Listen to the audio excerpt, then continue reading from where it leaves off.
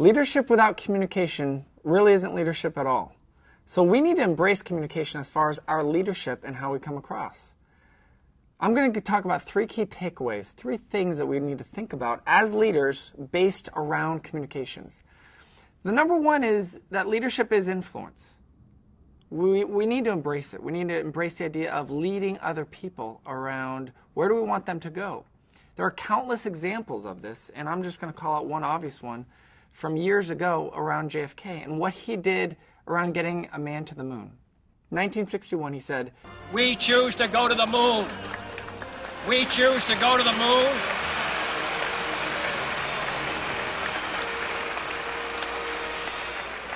We choose to go to the moon in this decade and do the other things, not because they are easy, but because they are hard." Now you look at what that did as far as bringing private, public sector, thousands of people emotionally involved to get one key goal done, which in 1969, yes, they did that. Compared to what he could have done. Let's get a consensus. Let's talk to Congress. Let's talk about what we can do. And this is a big challenge in all of communications within business, within politics, of informing, of connecting, of bringing people together. For what purpose? Leading is directing, casting a vision.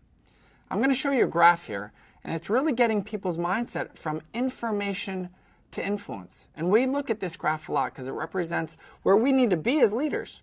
You notice it's going from the bottom left to the top right. And there's 2 things happening here. Number one is getting people out of this passive environment to active. And that's around a lot of things, getting more people to speak up, back and forth, not just passively communicating. So it's a more active. The second piece is going from left to right, and that's around intellect to emotion, which can be tougher. And that's connecting your message to be emotional from a content perspective, but also a behavioral perspective, which there are 2 components to all communications, and we're going to look at both. Which brings me to point number 2. Influence begins with behavior.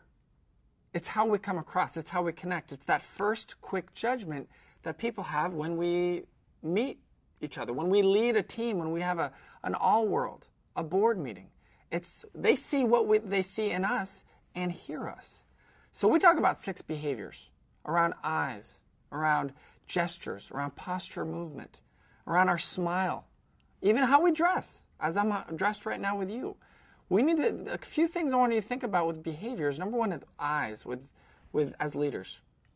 Look longer. Connect with your audience longer. A lot of us have no idea what we do with our eyes. It is truly amazing to me. As just a quick example, we train hundreds of people a month, a week. And I would say, if I had to put a number to it, 60 to 70% of leaders have not seen themselves on video in the last 2 years. Now that's a problem, because that means they don't know what they're doing, specifically with their eyes and other behaviors that we're describing here. But you got to look to connect with your audience. The second area I want to focus on behaviors is you think polished and passion. You think leaders, yes, they're polished. But what's missing a lot of times in business and in leadership is a passion. We have some clients that tell us that the higher up you go in an organization, or I should say a floor, the less passion or more serious it can get. Well, we got to change that. That's part of our mission, is to transform business communications. There needs to be a passion in how you speak. And that comes around voice. That comes around how you come across. It comes around smile.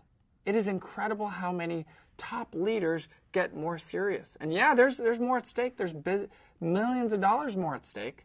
The higher up you go, and we can tend to get real serious. But we need to show that lightness, and that's where passion comes out. One quick story around a gentleman that I worked with, a CEO, who hadn't really seen themselves on video. And it's a little bit of a humorous story, but as we watched his video, he watched it and he asked me, now is this how I come across on video? Is this how people see me? Because he had never really seen himself. Keep in mind, CEO of about a $20+ million company. I said, yeah, as I'm looking at you now, I just saw you live and we're watching the video. That's how you come across. And now I can't repeat what he said, but in layman's terms, he said, that's messed up. We need to know how we come across, and part of that has to do with video, of getting feedback. Now the third point is that leaders are focused. They have direction of what they say. This isn't rocket science, but we need to have some sort of structure to make sure that our messages have a direction to our audience. At Decker, we use the cornerstones. It's part of the Decker grid system. It's basically a triangle that you're going to see, but there's 4 components to this. Now in the middle, you're going to see listeners, and the message is entirely around the listeners. The problem here is a lot of times we just say, well, I'm just talking to my team. I'm talking to the board. I'm talking to, in an all world, to this entire group. Go deeper. Think about where they are right now, mentally, right now at this time. Describe them in 2 or 3 adjectives.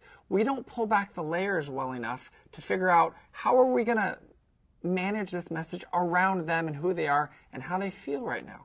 It is amazing how much that little step goes so much further to really make your message stick to them.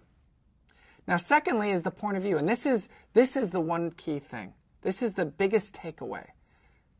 What's the biggest change you want in your audience? The biggest change in that you want them to think or act. That's what the point of view is. Let me give you an example around a point of view.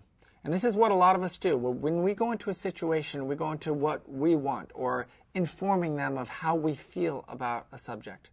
There's a CEO we worked with that wanted to go to the board to make an acquisition, to get their buy-in. And what he wanted to go in with a point of view, so to speak, of it's a good fit. Now, keep in mind, if we have our message based around our audience, who's the audience? It's a board. They're thinking big picture. They're thinking return on value.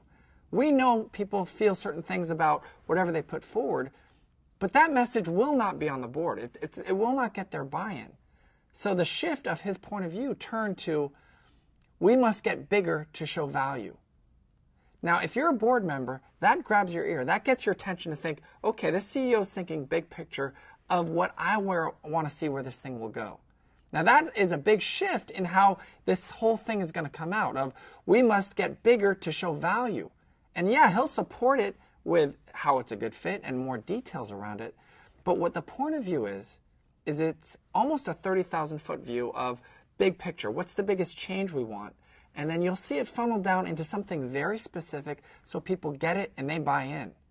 I describe the grid as a selfish way to get others to do what you want them to do. But you got to show that big picture to get their buy-in initially. So that one shift changed how that meeting went, how that board meeting went, which, by the way, he did get the acquisition, got the approval, and they're growing and showing that value. Now, that's what the point of view is. As you move down in the triangle, you get into action. And this is where you got to be specific. You got to really drill down. Imagine the audience is begging for it. They want, yes, we're in. Tell us what to do. This is where a lot of leaders let people off the hook. So look into it. Support it. And they leave it too general. Be very, very specific of what's the next steps. Help them take that next step of exactly what, when, where, how. Hold them accountable. Just by putting a timeline on it changes everything. Hold them accountable this week, next month, by the end of quarter. You'll be amazed at the results that has on any big or small communication. I'm including conference calls. I'm including one-on-one reviews. This is a way of thinking. Now, as we finish out the grid, it goes over to benefits. What's in it for them? A lot of us think, it's good for the company. It's good for our team. People are selfish. What's in it for them? What's in it for that audience? Keep in mind, you've described them with 2 or 3 adjectives. So you know where they are mentally. If they're spread thin, if they're money driven, you got to really tie that benefit into what they need, what they want. By just following that simple structure, you'll be amazed at the difference it makes to the dozen communication experiences you have every day. Not just these big board meetings, but the conference calls, the one-on-ones. And that's where we have to be focused. Now, great leaders also take that focus and add inspiration. And this is where a lot of leadership talks about stories. And there's merit to that. We need to involve stories in our messaging anytime we talk.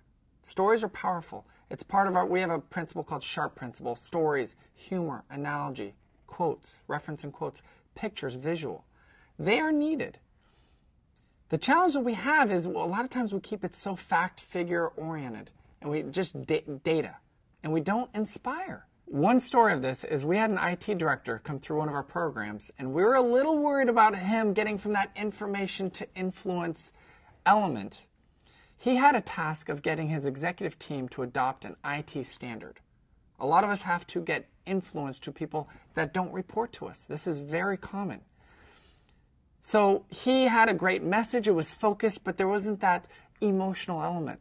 So when he came into the program, on day 2, he came in with an amazing story. He talked about the city of Baltimore, a big 1904 fire that actually burnt the entire city down. The entire city got burnt down. But guess what? It didn't have to.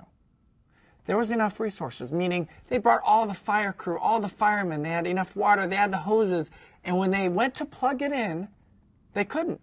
Why? Because there was no standard from the hydrant to the hose. And he tied that into the organization, saying, if we don't adopt a new standard, our company will burn down. Now you look at the results of that and what it does to just get by, and there's an emotional feel to that. Tied into that focused message with action, you put those two together, you then get influence.